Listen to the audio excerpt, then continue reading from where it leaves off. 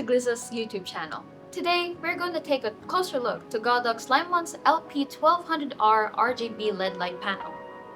These lights has a CCT range of 1800 to 10,000 Kelvin.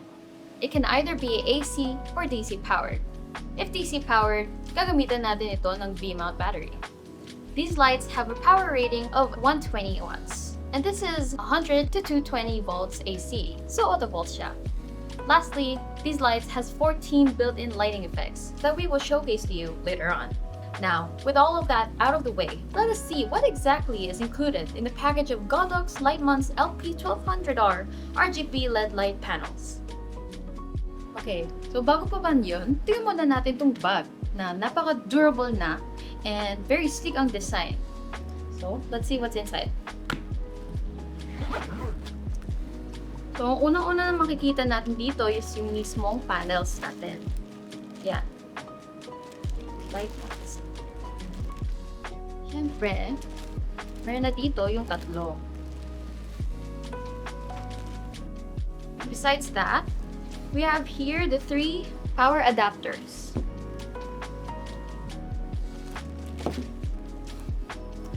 And, of course, yung power cords na niya.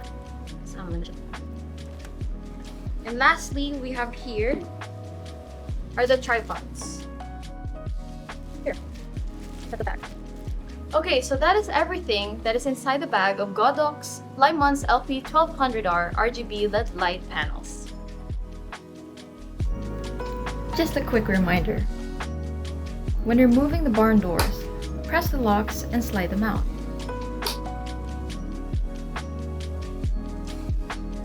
To reinstall, slide them back in, making sure they click securely into place. So dumako naman tayo sa mga basic settings and calibrations. So dito, yung on-off switch natin, nandito siya sa bandang baba. Ayan. So kapag nasa gitna yan, it means naka-turn off yung ating fixture. So meron tayong dalawang options. Meron tayong battery operated and meron tayong AC power supply. So kapag ginamitan natin siya ng AC power supply, so yung ating switch dapat nakaganyan. For this tutorial, gumamit ako ng V-mount battery. So ang magiging switch natin ay dito sa may battery section. So i-turn on na natin yung ating unit. Ayan. So ayan, nabuksan na natin. So kung mapapansin nyo, yung interface ng ating fixture ay meron tayong menu button, meron tayong mode button, meron tayong dial selector, at meron tayong set button sa gitna. So later on, ipapakita namin kung ano-ano yung mga functions ng button at selector ng ating Godok's Lightmon's LP1200R LED light panel. So unahin na natin yung menu. Under menu, press lang natin yung menu button para makita natin yung mga settings na nasa loob ng menu. So press natin. So paano natin ina-navigate yan? So gagamitin natin itong dial na to. Okay? So para i-navigate yan, under menu, meron tayong Bluetooth, language, display, upgrade, factory reset, and fixture info. So, paano pasukin yung bawat setting na yan? So, halimbawa dito sa display. Ang gagawin nyo, kapag yung highlight nandiyan dyan sa may display, pindutin nyo lang yung set. Pagka nakarating kayo sa may section na yan, pindutin nyo ulit yung set. And then, ito ulit yung ipang kakalibrate nyo. Yan. So, ganun lang siya. Ganun lang pumasok sa menu setting natin. So, para bumalik, press menu. And then, press menu ulit. Okay, pangalawa, yung mode button natin. So, yung sa mode naman, pindutin lang natin yung button na yan. So, meron tayong 5 mode.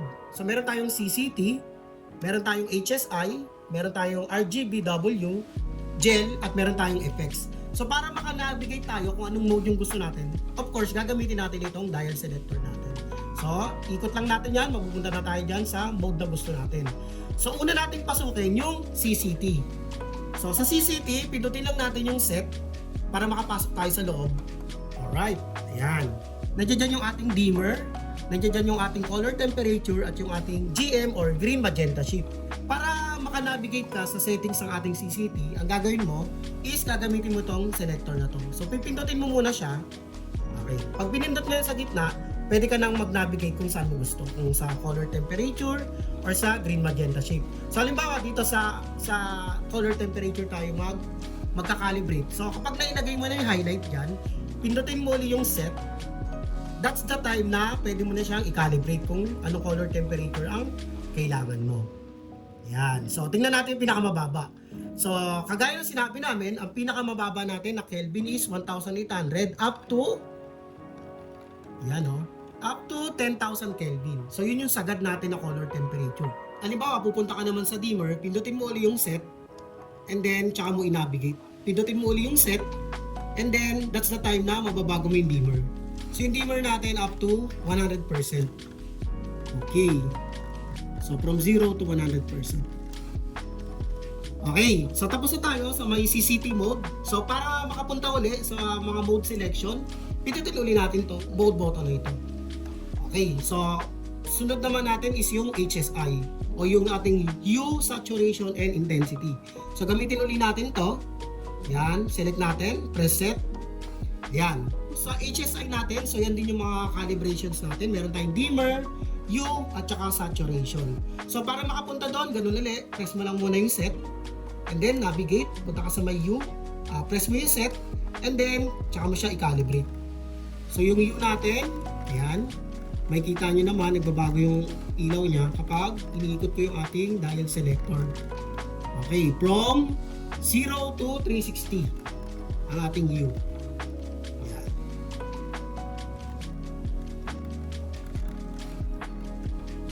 Okay, pag naman sa dimmer, so halimbawa okay ka na sa hue, pinutin mo lang ulit yung set para makapunta ka sa dimmer, and then press ulit, and then tsaka mo siya i-calibrate. Punta naman tayo sa may RGBW. So select natin yan, press set. Okay, so dito naman sa RGBW, so ganun pa rin, pipindutin mo lang yung set, and then navigate ka para makapunta ka sa setting na gusto mo. Let's say for example, gusto mo is red lang. So, ganyan dapat yung setting mo. Dapat lahat ng color, maliban sa red, naka 0%. So, halimbawa gusto mo green naman. So, ang gagawin natin, press natin yung red kapag nasa kanya yung highlight. And then, tsaka natin, i-zero yung red. Okay? Press natin yung set. Punta tayo sa may green. Tsaka natin siya i-100%. Okay? The same din, pagdating sa blue at tsaka sa white. Isa pang tip, pag naman nasa dimmer ka, siyempre, kahit nakabukas yung color mo, kung ang dimmer mo naman is naka-0, wala kang ilaw. So, kailangan meron din yan. May value yan. Okay? So, may value yung dimmer mo, may value din yung iyong color. So, ganun din sa ibang kulay. Punta naman tayo sa may gel.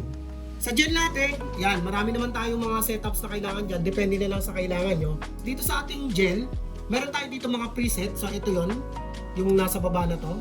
So, pag pinindot ko yan, pinasok ko yan, yan. Mga preset gel na yan.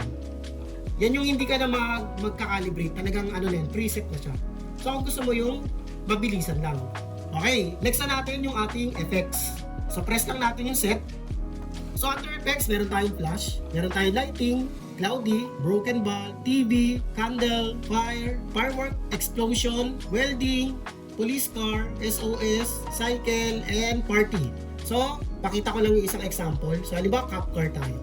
Pag pinili mo na yung cop car, press mo lang yung set. Ayan, so nakita nyo naman yung kanyang effects.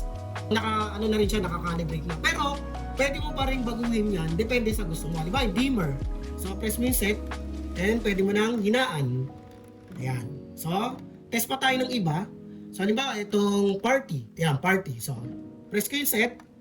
Ayan. So, ganyan din yung effects naman ng ilaw niya. So, meron siyang speed, saturation. So, halimbawa, yung speed niya, papabilisin mo. Depende pa rin sa'yo. So yun lang yung mga basic settings and calibrations ng ating Godox Lightmonts LP1200R RGB LED light panel. If you would like to rent this or any of our other equipment, feel free to contact us at info@gleases.com or any of the numbers on your screen. You may also check our equipment list at avstudioservices.com. Please don't forget to like, subscribe, and ring the notification bell. Thank you for watching!